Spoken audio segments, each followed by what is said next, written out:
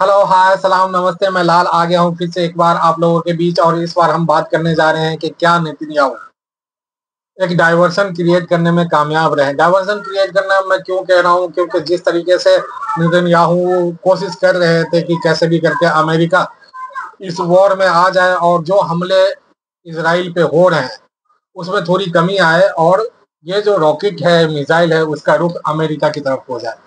ऐसा मैं क्यों कह रहा हूँ? ऐसा मैं इसलिए कह रहा हूँ कि अभी अभी अमेरिका ने, मतलब आज के दिन अमेरिका ने ईरान पे हमला कर दिया है, और ईरान जो है वो अमेरिका पे हमला ना करके इजराइल पे ही हमला कर रहा है। तो क्या ईरान के लोग ये समझ चुके हैं कि हमें फोकस सिर्फ इजराइल पे रखना है, हमें अपना दिमाग ध्यान नहीं भटकाना है अमेरिका की तरफ।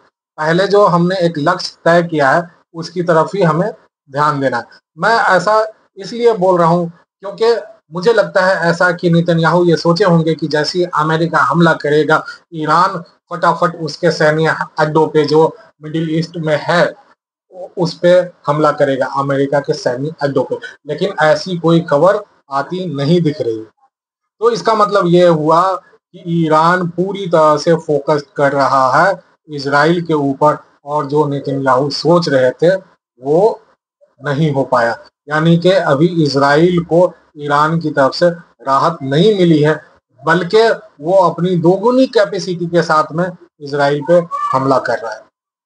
अब ये समझना होगा कि आखिर जो ट्रम्प थे वो नोबल पीस पुरस्कार की तरफ अपने आप को आगे बढ़ा रहे थे, वो अचानक से ये कदम कैसे उठाए?